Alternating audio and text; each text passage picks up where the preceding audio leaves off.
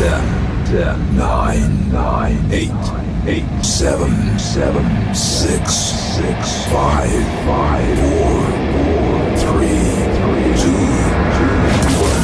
1. All systems go. You're listening to Sudbury News Talk. I want to show you something. Stand by. On the morning shift. Anything Could happen. Sudbury News Talk on the morning shift.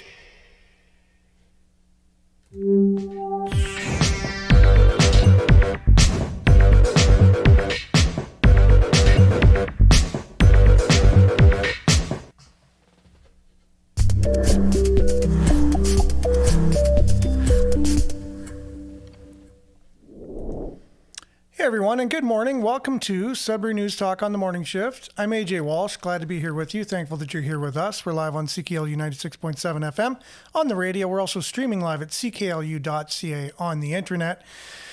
While you're at cklu.ca, you click on the Radio Player Canada app, and you can stream us. If you download that same player, you can take us with you and listen to us anywhere, anytime on your favorite device.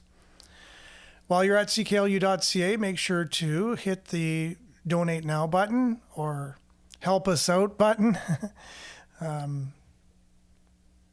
Whatever it says there, that means you can monetarily support the station. Just click on it. And whatever you can do to support financially the radio station, to keep the lights on, keep the airwaves open, we very much appreciate whatever you're able to do. Now, having said that, you could also support the station by giving of your time and talents. So if you have a talent and you are good on computers, you can do anything behind the scenes, maybe fundraise, maybe anything you can do to help out CKLU. All you have to do, and that includes maybe even having your own show.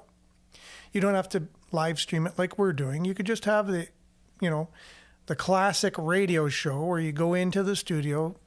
Some volunteers will teach you the ins and outs of how to use the studio, and you can have your own show if you're an expert at something or you're passionate about something. All you have to do is email gm@cklu.ca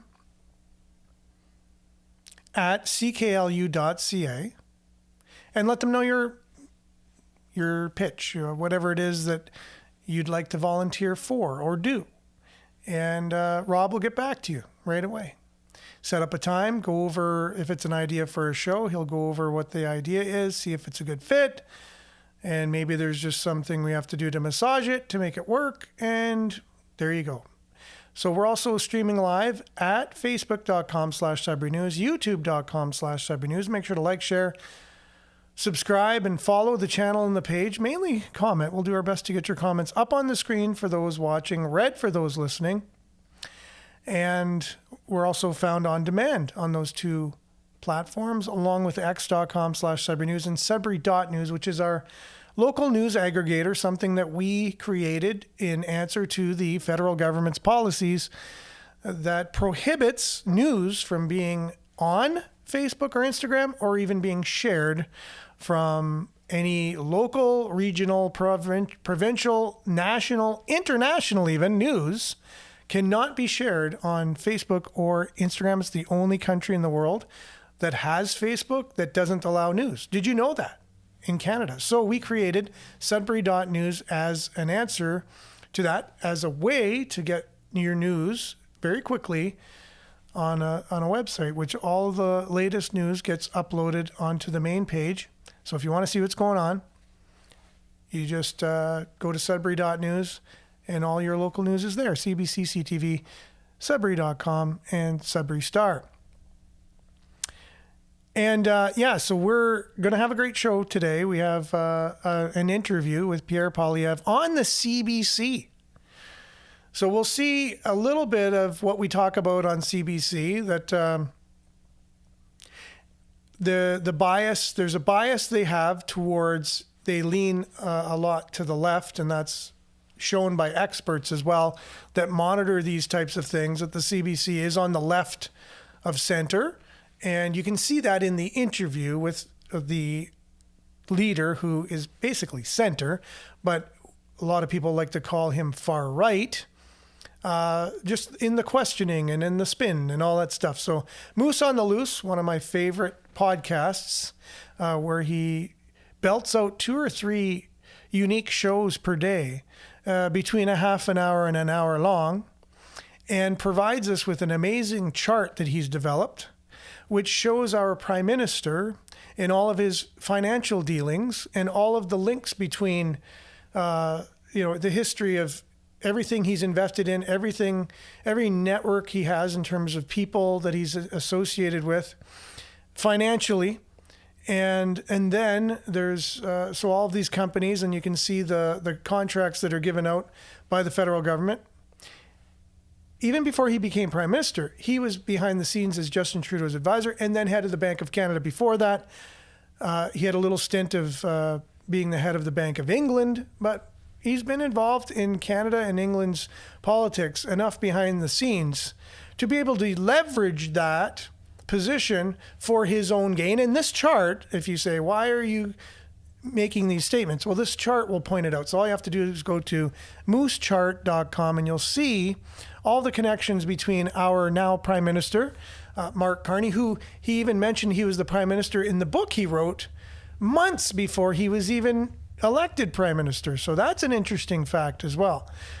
In the book, it said Canada's Prime Minister even before he was, which is interesting for whatever reason. That's just the way that it is. I can't say, does he have a crystal ball? Did he know something we didn't? He was already the Prime Minister even before he was, according to his book, Values. If you have a chance to read that, get a chance, just read it, because it'll show you the reason why he makes the decisions he does. And on the chart, it also has promises that he's made, election promises, right?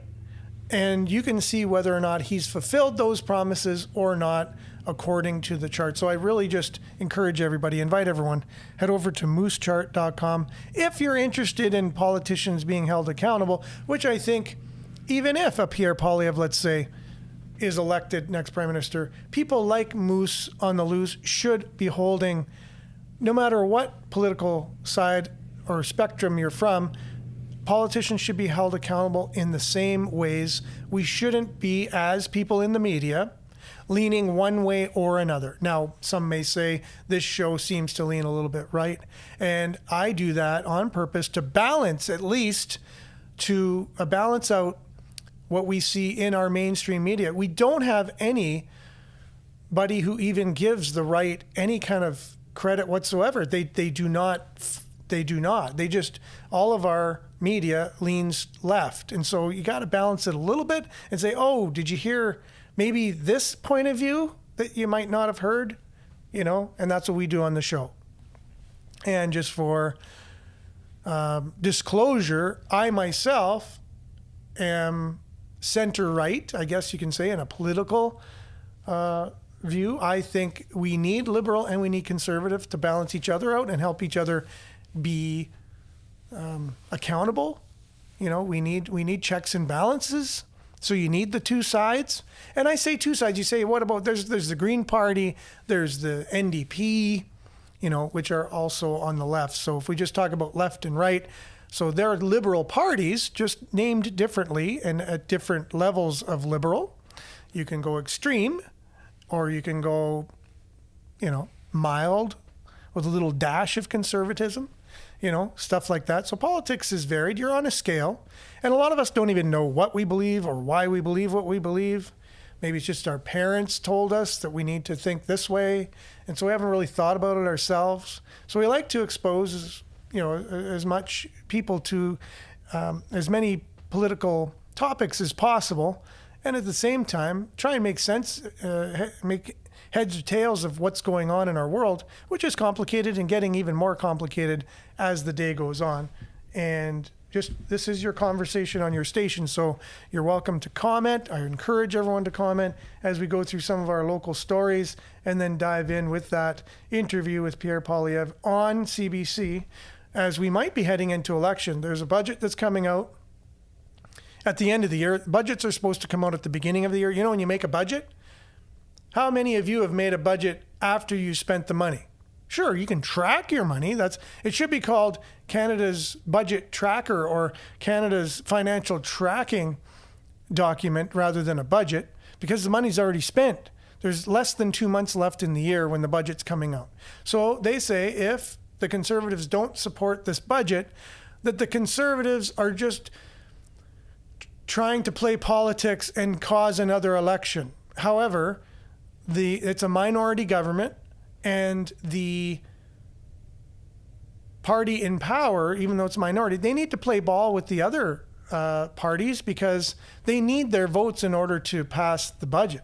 But they're going to come out and they're going to play politics and say the Conservatives caused an election, if indeed there is going to be an election. If they don't support the bill, or the budget, there's going to be an election. That's all there is to it. If they can't get enough people from the NDP and the Bloc, the Green, one member, she's might as well just join the Liberal Party anyways. She's going to vote for it. There's going to be elections. It's going to be blamed on the Conservatives, and that's the spin they're going to take, and the media is going to run with it because the media is liberal, right? It's the dangerous Pierre Poilievre that can't get in because he has dangerous thoughts and stuff, even though if you asked anybody what those things were, they wouldn't be able to tell you. They just know they've been told that's what happens, and that's what we want to kind of unravel on the show, is that you can't just be told something. You need to know it for yourself. You need to ask your own questions and do your own research and find out for yourself. Why do you believe what you believe? Why do you vote for who you vote for? What does it mean? Who are these people? Why are you voting for them? And so we'll dive a little bit into that. Let's get started off with a little bit of weather. Then we'll do some local news. Pretty big announcement about the speed cameras here in Sudbury we want to get to right off the hop. But let's start off with a little bit of weather, and we'll be back with news headlines, your comments, and more right after this.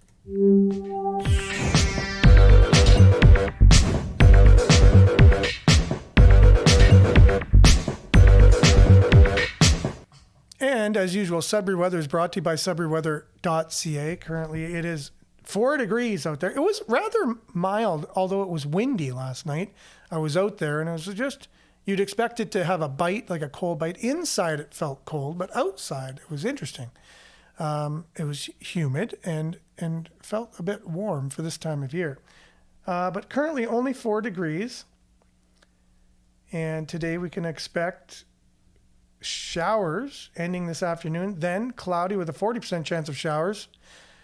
Wind will be gusting to 50 kilometers per hour. High of 8, UV index 1 or low. Tonight, mainly cloudy with a 30% chance of showers this evening. Clearing overnight.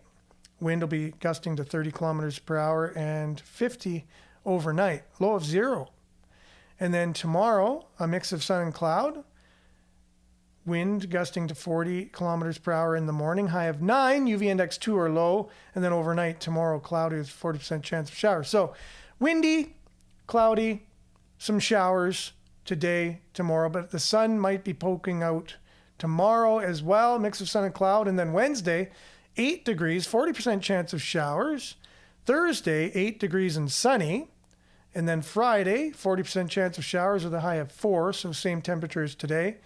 And cloudy and 1 degree for your Saturday and Sunday in Sudbury. That's your Sudbury weather, brought to you by SudburyWeather.ca. We'll be back with news headlines, your comments, and more right after this.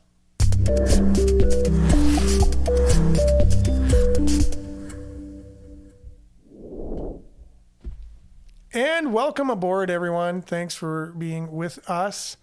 A few morning shout outs as we want to get to the announcement on speed cameras. I know everybody loves speed cameras, but you'll be sad for the news that we're about to share. Anyways, good morning, Nana. Blessings, everybody. Heart emoji. Thank you for being on. Hope everyone had a great weekend. And on Facebook, it's Judy and Monique as well. Good morning, Sudbury. Smiley emoji. Trevor, oh, morning to you as well. Oh, morning. Coffee emoji. Canada flag, sword, and shield emoji. That's right. Stand up for what you believe and sit back and relax too and take some things in. Maurice, good morning to you. Exclamation point, smiley emoji. And Miles, good morning. Saw a great interview on CBC with Pierre Poilievre this weekend. This is what we're going to be getting to. He put Rosemary in her place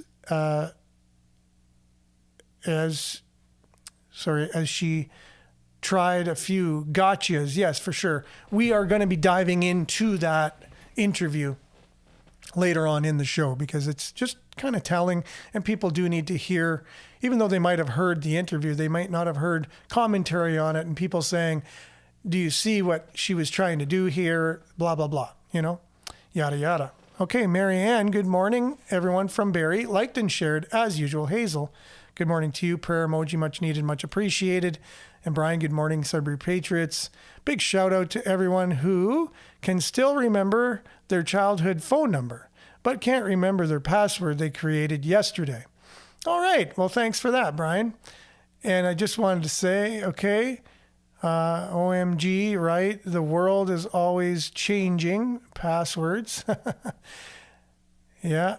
And I just wanted to say, heartbreaking games for the Blue Jays, the Toronto Blue Jays. Everyone was on the bandwagon. Even people that never watched baseball in their lives were donning the blue and white and watching the games, but very sad ending to Toronto as they came into their home field at Rogers Centre up 3-2 in the World Series and lost the last two games, both heartbreaking fashion. Both could have went the Blue Jays' way. The last game went into extra innings, 11th inning, 5-4. So many things to unpack, as if you are a baseball fan, have already done. And it's just kind of sad. The Blue Jays, I think, deserved it in this series anyways. I think they got lucky in some of the games coming to the point of the World Series.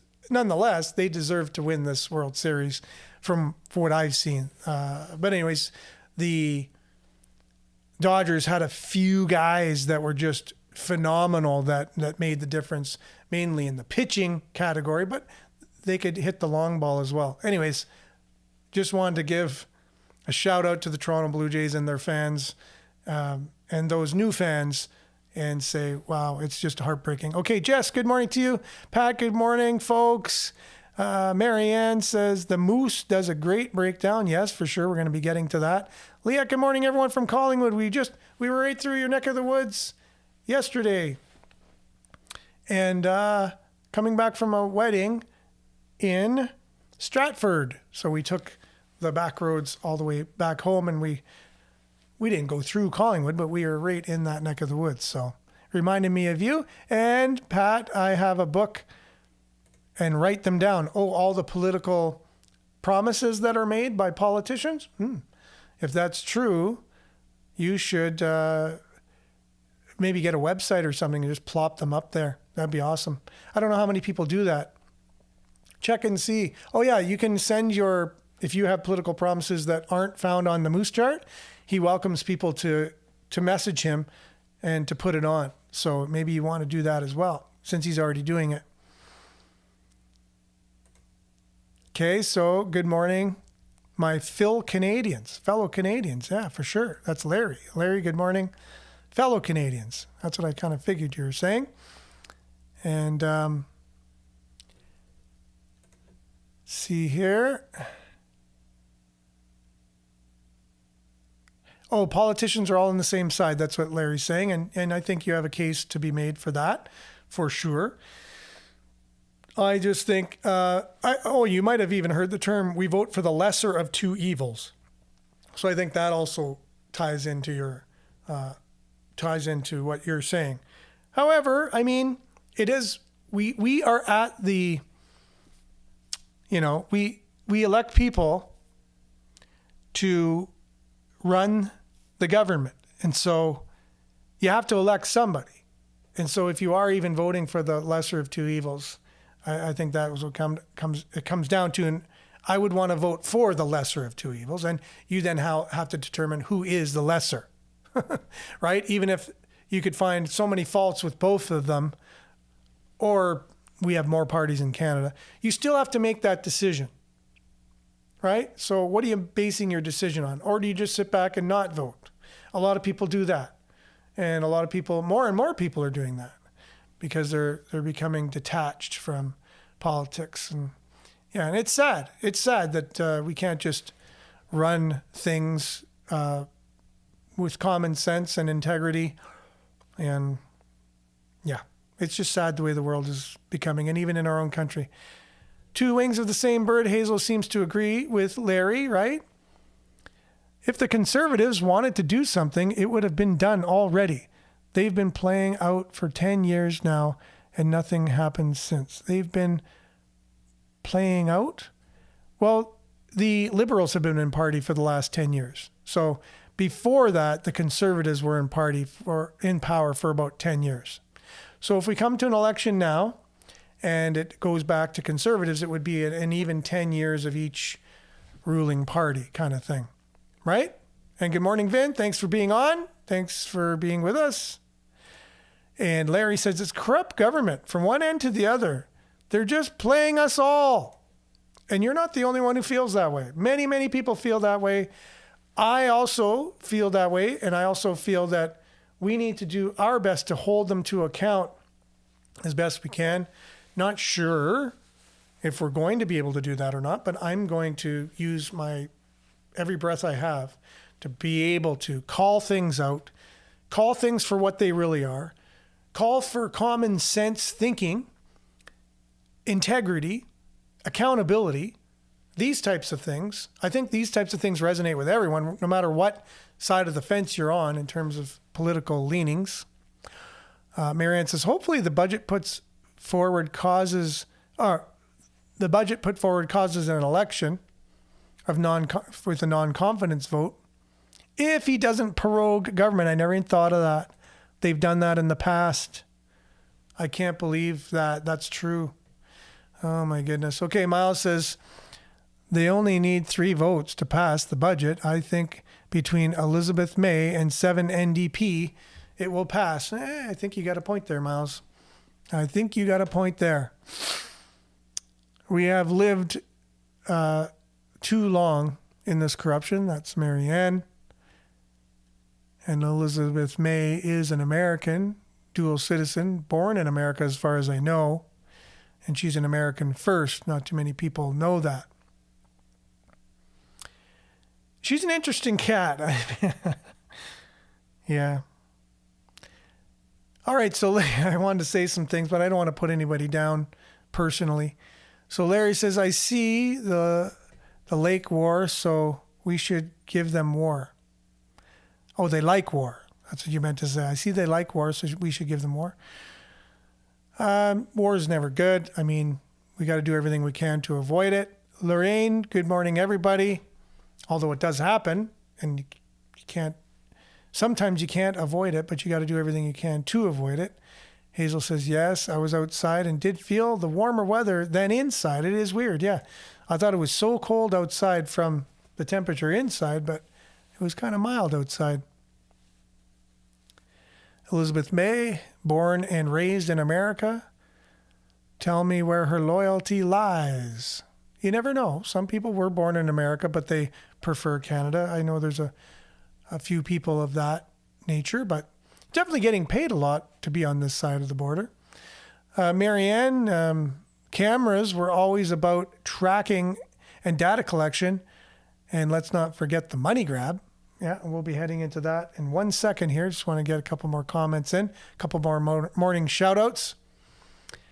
Larry says, I don't know, but I think Canada is screwed because nobody is getting off their you-know-whats to do anything. All Canadians do is talk online. Actions are being taken to stop these people. Well, there you go. Well, again, what resources do we have? Like, what can you do? I think the least you can do is be vocal about whatever you feel. I think that's the first step, as long as you're there, instead of just not doing anything. And good morning, Amanda. Thanks for being on. Nice to see you. Okay, so we're just going to get to some of our morning stories here. As I see new people jumping on here, I'm going to give you some shout outs here. You got Homestead Trad Wife on. Good morning to you.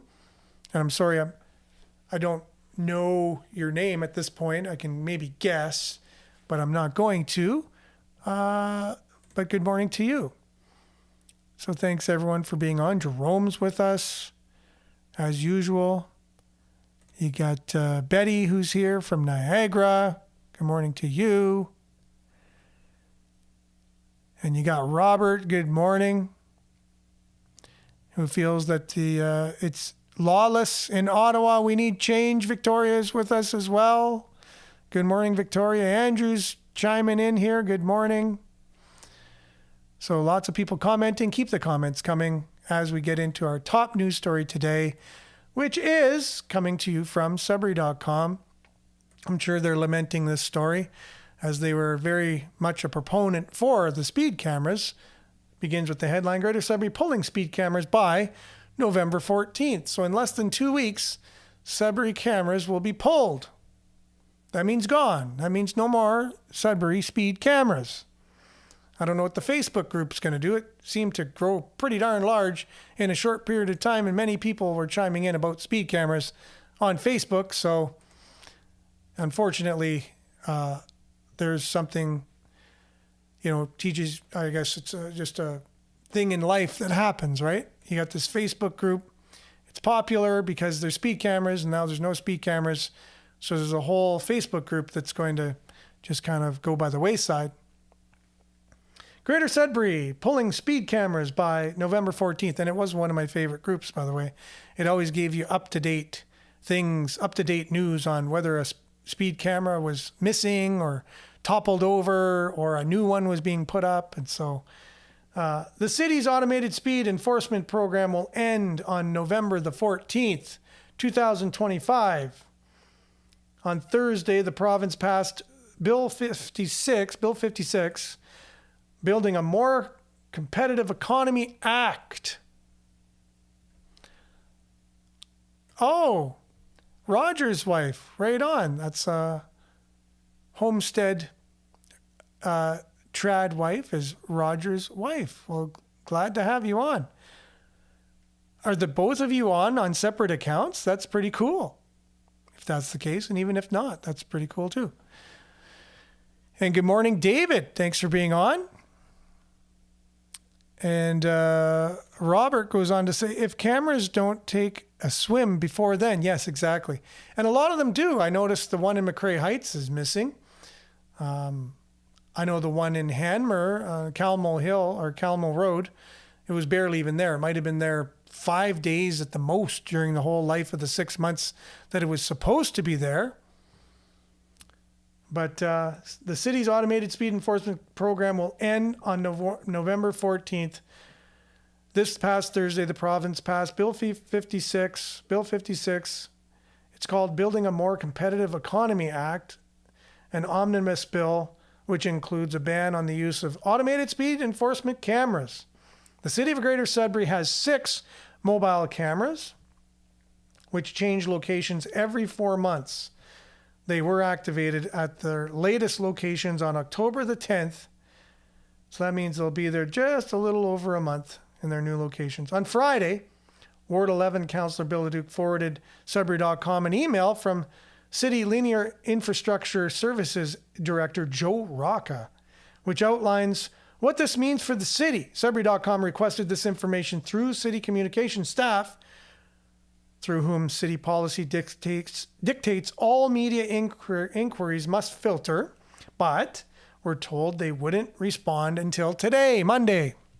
So we should be expecting to get some. And good morning to you. I love these handles. One quick dub. The handles, they're so interesting. So you have speed cameras gone. And a lot of them were gone anyways. Like half the time they weren't even there because people would abduct them, throw them in the bush and the swamps, get rid of them altogether, couldn't find them ever again. And then miraculously, a few weeks later, it would be up again and then gone. And so they were still able to make almost $1 million last year, though. It cost them $750,000 for the 6 speed cameras. It's a lot of money, right? For 6 speed cameras, $750,000 for the year.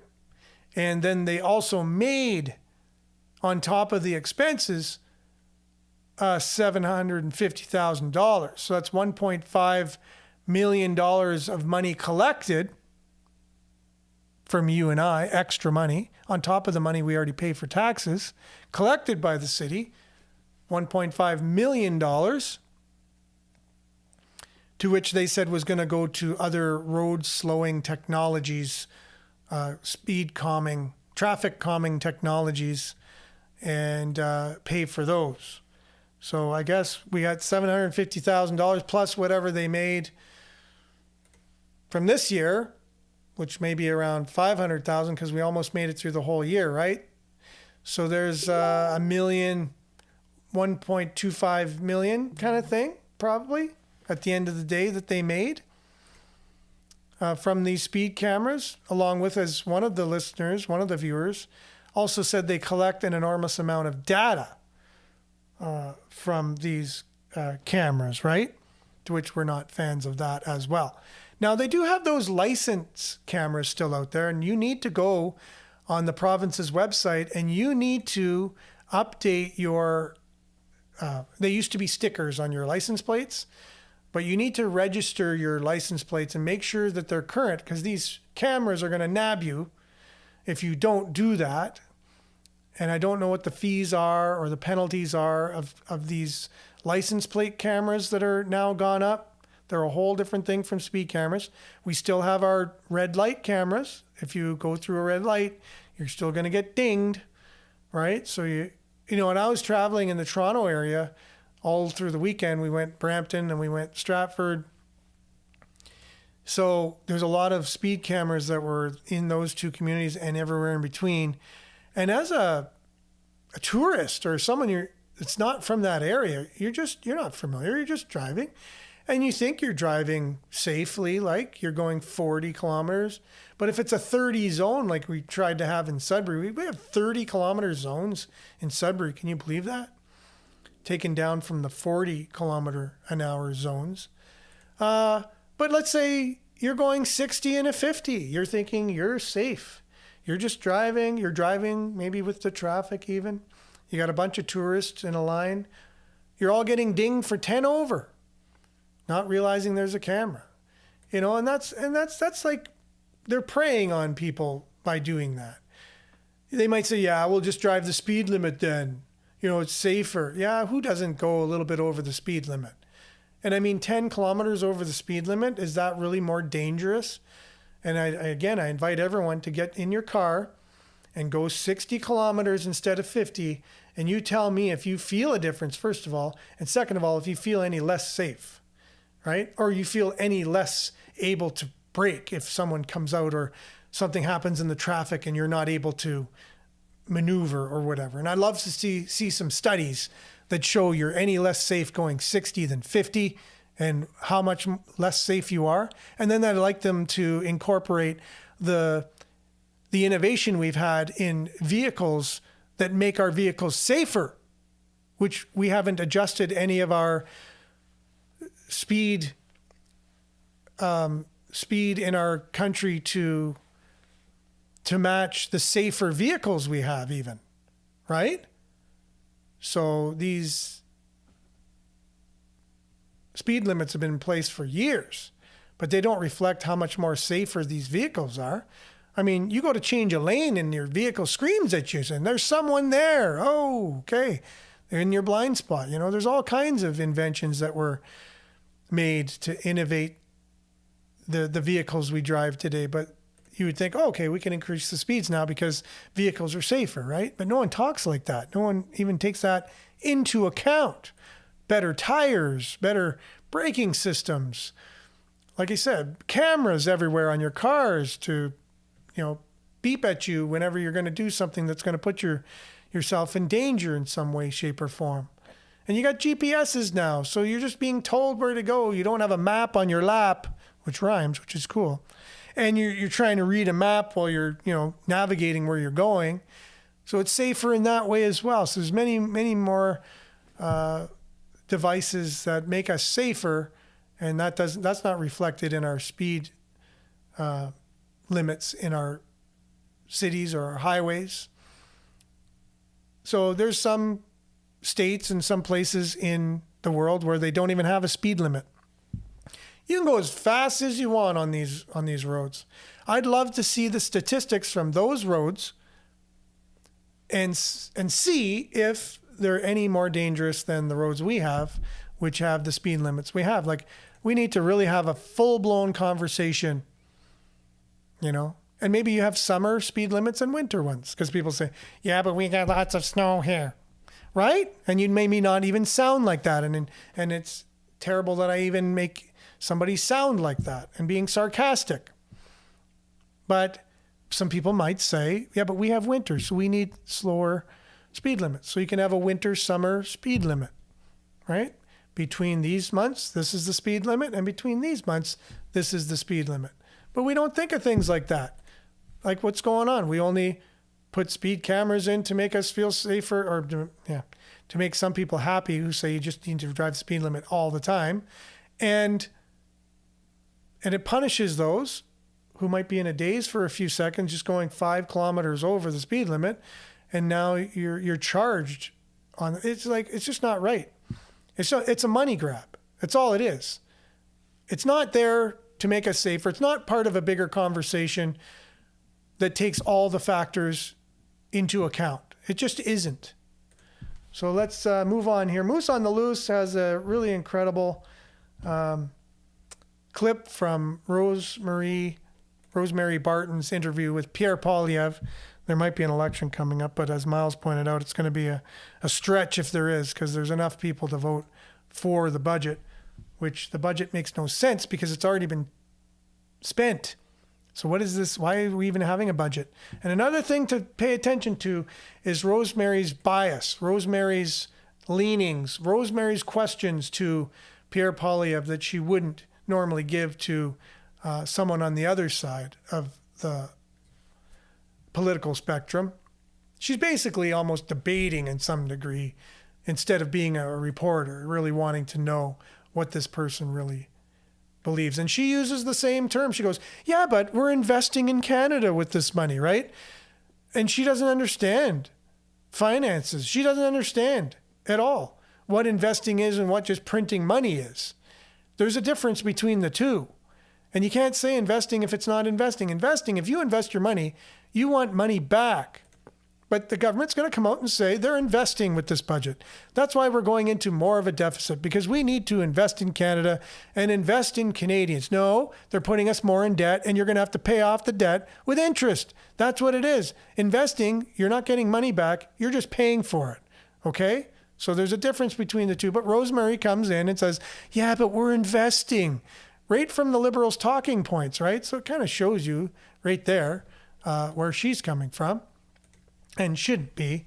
Anyways, let's take it away here. Moose on the Loose, breaking down the interview with Pierre Poilievre on CBC's show with Marie. Today we got Pierre Poilievre on CBC. This interview has been teased for the last couple of days. Rosemary asked some tough questions, and Pierre does not back down. In studio, nice to see you, Mr. It's good to be with you. Really appreciate you being here. Thanks for having me. The budget, because that is, of course, sort of the concern and the focus of the week ahead. That you have criticized the Prime Minister for saying that sacrifices are going to be needed by Canadians. You have also said the deficit must stay at $42 billion. How do you keep the deficit at $42 billion and not make sacrifices and not ask Canadians to make sacrifices? Well, I think it's a false juxtaposition because the deficit is causing the sacrifices. The more the government spends, the more things cost. The cost of government is driving up the cost of living. These deficits are raising the prices that people pay in real time. It's called inflation, and we know that the source of inflation is when government prints money to spend what it does not have. This bids up the price of goods, and it's why it's no coincidence that during the time the Liberals doubled the national debt, they also doubled housing costs.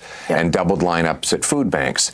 So except some of the things that will be in the budget will be for housing to help Canadians. Rosemary, when she knows that Pierre's getting on a roll here and needs to slow him down and not resonate with Canadians, they always interject. I'm convinced that they're trained this. They have someone there training them when to interrupt people they want to silence. She didn't let him speak. She has to say, oh, well, there's a housing accelerator. We know there was a leaked audio file from Trudeau's government that housing accelerator was doing nothing. It wasn't going to do anything. They knew it when they started it. It wasn't going to do anything. And here we are again. Instead of housing accelerator, now it's build Canada homes. It's a whole lot of nothing. Meanwhile, our housing minister, Gregor Robertson, has 3 houses, 3 luxury houses. I was recently in Tofino, decided to stop by Gregor's house to see what he had going on there. Big brand new house right across from the beach. It's a conflict of interest having a guy like that as the housing minister for Canada. That is what they are proposing to do to help Canadians in this moment. But with every dollar they spend comes from Canadians. Sure. And so they remember Justin Trudeau in the previous Liberal government launched a bunch of expensive housing programs saying it would help. It doubled housing costs. They announced food programs. Well, they doubled food bank lineups. So the more government spends, the more it drives up the cost of living. We can't have a costly budget that makes life more costly for the Canadian people. We want them to keep their promise. It was only a year ago that Liberals said they would keep the deficit down to $41 billion. Now, Mark Carney was elected saying he would spend less. And since that time, his deficit spending is 100% more. But you know that his reasoning, what he will tell Canadians on Tuesday, is that he's investing. It's meant to spur investment in the Canadian economy. Things like defense, housing, as I said. You know, I like Justin Trudeau. The budget will balance itself. We've heard this before. Carney's not doing anything but enriching himself. He's spending what he will spend on will enrich his own shares in the companies he's invested in. Industries dealing with tariffs. What of those things do you not agree with? Because he believes that investment will actually attract private capital and will force the economy to sort of rebuild in the face of Donald Trump. You know, it seems like a familiar line because it's exactly what the Liberals promised in 2015, 10 years ago, when they ran on producing small temporary deficits that would invest. Mm-hmm. And what happened? They doubled the national debt. And what happened to investment? It dropped more than any time in Canadian history and more than any other G7 country. Deficits are not investments. They reduce investments because they borrow money out of the economy that would otherwise have been invested in productive private enterprises, factories, mines, pipelines, LNG plants. So when government borrows, it actually subtracts from the economy by sucking up capital that would have been used for productive purposes. So if we want investment, there's only one thing the government needs to do: get out of the way. And with Rosemary Barton, the position she's in, she should know that already. And I think she does. She knows what Pierre Poilievre is explaining between investments and deficits, the difference between that. She should know it, and if she doesn't, that's incompetence. There are trillions of dollars of private investment ready to dig mines, build pipelines, set up LNG plants, build ports. We know that money exists because they're doing it in other countries around the world where there is fast approvals, less red tape, low taxes.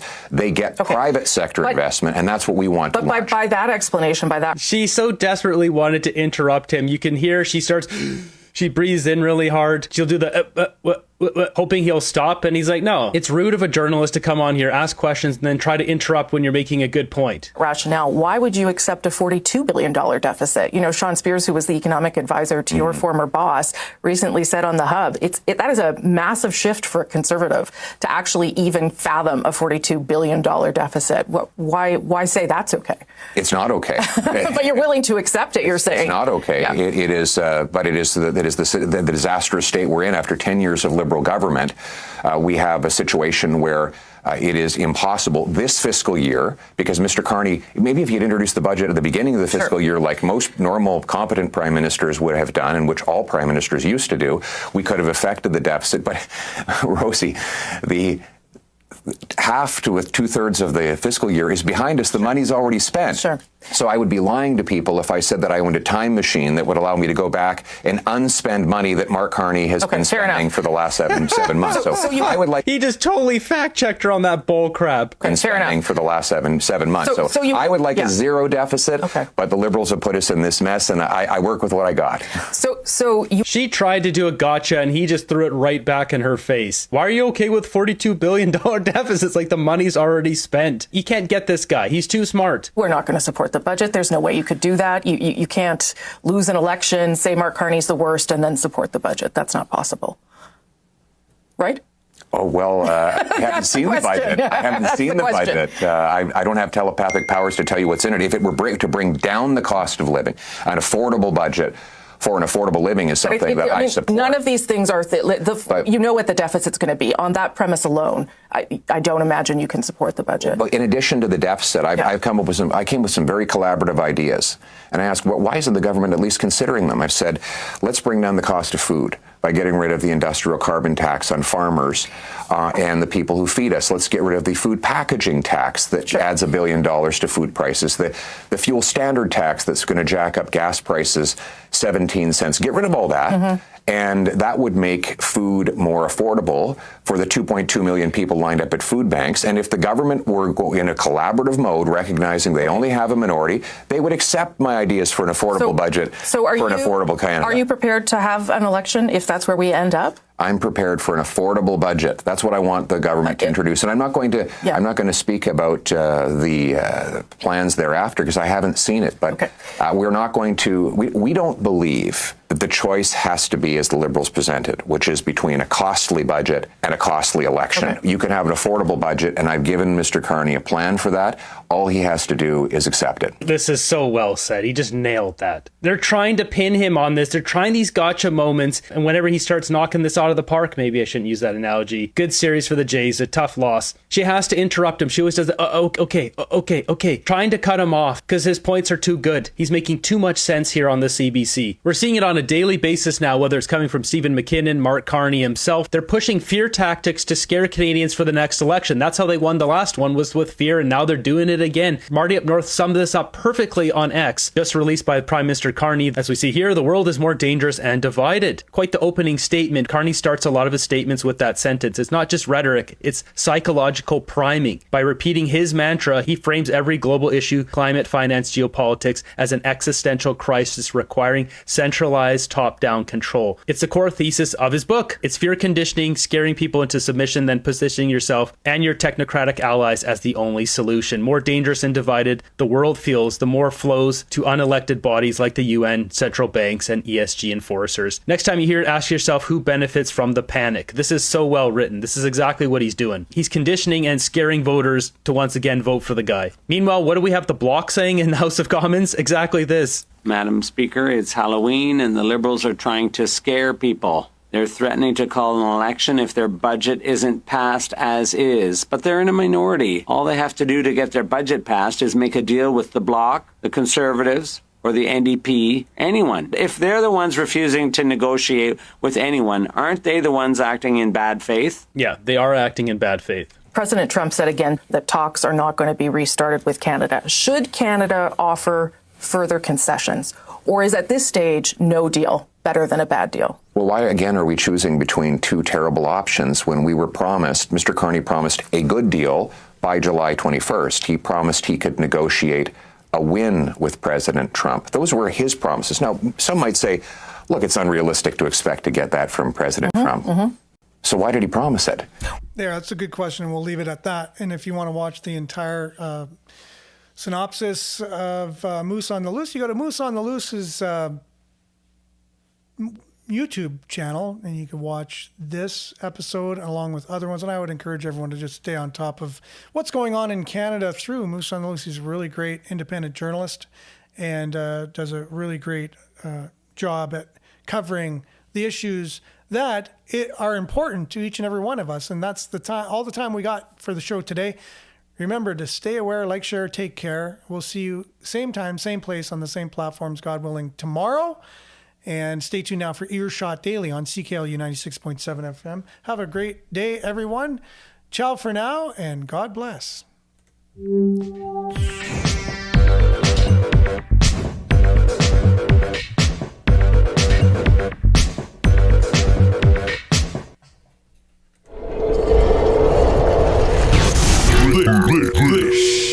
Sudbury News Talk on the morning shift.